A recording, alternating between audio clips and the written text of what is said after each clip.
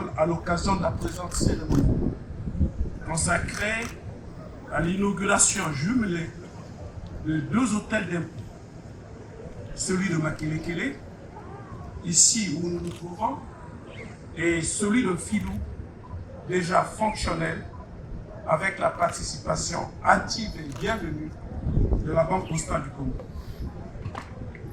Excellence, Monsieur le Premier ministre, chef du gouvernement, Mesdames et Messieurs, faut-il le rappeler, les ouvrages que nous inaugurons ce jour sont le résultat de la mise en œuvre de la vision du président de la République, son Excellence Denis Sassou Nguesso, qui a toujours prôné la modernisation du cadre de travail de l'administration congolaise afin d'en accroître le rendement. Cette inauguration est aussi un souvenir et l'occasion de souligner que les 10 hôtels des impôts constituent un projet conçu et lancé par l'ancien Premier ministre Clément Mwamba, paix à son âme, pour répondre aux objectifs de modernisation du chef de l'État que je viens de mentionner. Il avait à ses côtés mon frère et prédécesseur, Calix Ganou, dont le cheval de bataille, nous le savons tous, était la mobilisation des ressources internes. Pour lui, ce bâtiment flambant neuf est un instrument de cette bataille. Nous voudrons aussi féliciter et exprimer notre reconnaissance à l'endroit de son Excellence, Monsieur le Premier ministre Anatole Kolinema Kosso, pour son adhésion bien connue au principe de la continuité de l'État.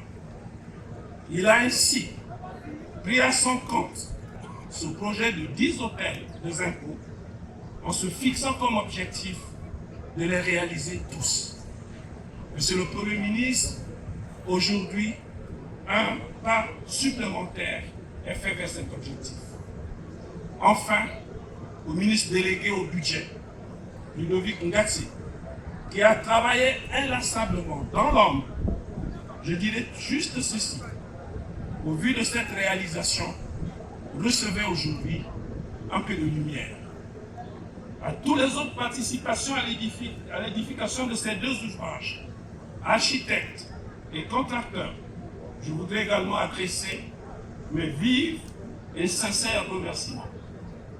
Excellence, Monsieur le Premier ministre, chef du gouvernement, Mesdames et Messieurs, l'inauguration de ce jour comporte un aspect symbolique fort. Les services d'impôt à Makelekele et Filou quittent, après une longue période de 30 ans, la location des maisons privées pour regagner leurs propres locaux. La construction des hôtels des impôts s'inscrit dans le cadre de l'amélioration des conditions de travail des agents des impôts et du Trésor. Qui plus est, elle permet d'installer ce que j'appelle la triplette vertueuse au même endroit. Cette triplette est constituée des services d'impôts chargés de l'assiette, de la liquidation et de la mise en recouvrement. La Banque postale du Congo ensuite, chargée de l'encaissement, avant reversement intégral des ressources collectées au Trésor.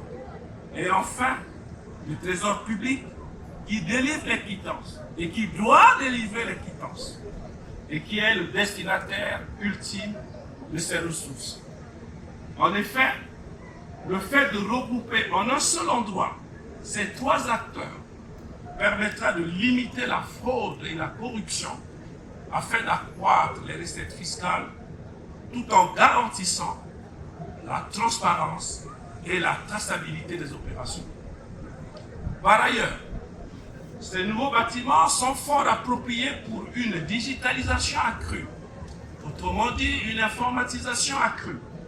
Et ceci contribuera assurément à une meilleure collecte des impôts. Depuis Makelekele et Filou, je voudrais modestement m'adresser à tous nos compatriotes pour les appeler à plus de civisme fiscal, afin de mobiliser davantage de ressources pour financer le plan national de développement 2022-2026.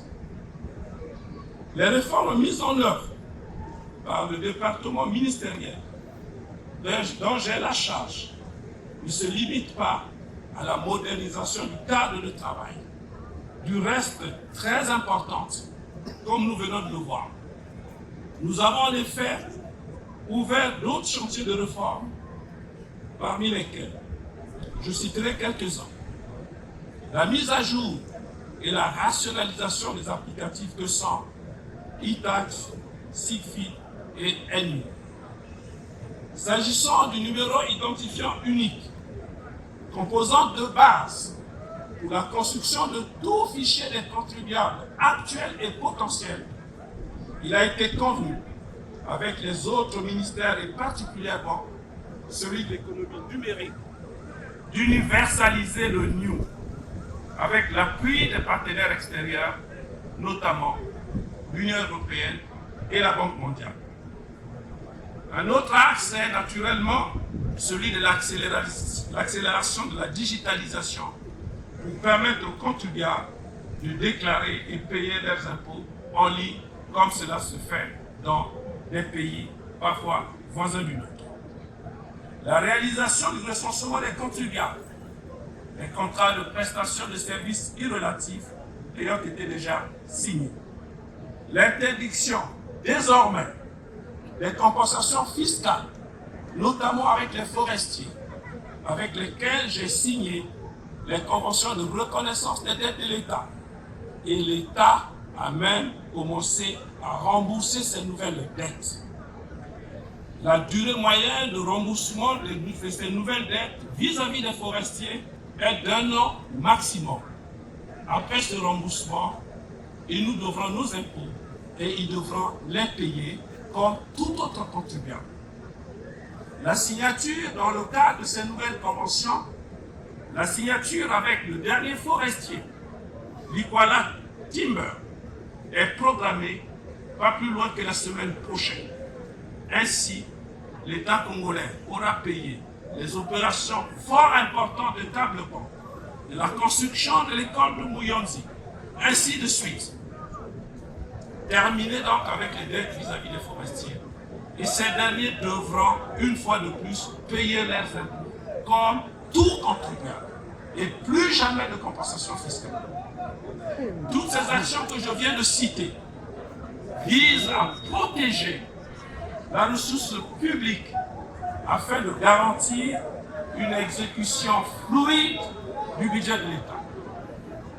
Excellences, Monsieur le Premier ministre, chef du gouvernement, Mesdames et Messieurs, je voudrais terminer mon propos en m'adressant aux agents des impôts et du Trésor, spécialement à ceux affectés à Makelekele et Filou, en leur disant ceci.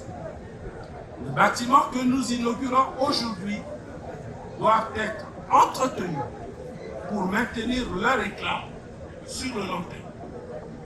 Votre cadre de travail ayant été substantiellement amélioré, j'attends de vous l'augmentation des recettes et la délivrance régulière des quittances aux contribuables qui ont dûment payé leurs impôts. Excellences, Monsieur le Premier ministre, chef du gouvernement, Mesdames et Messieurs, je vous remercie.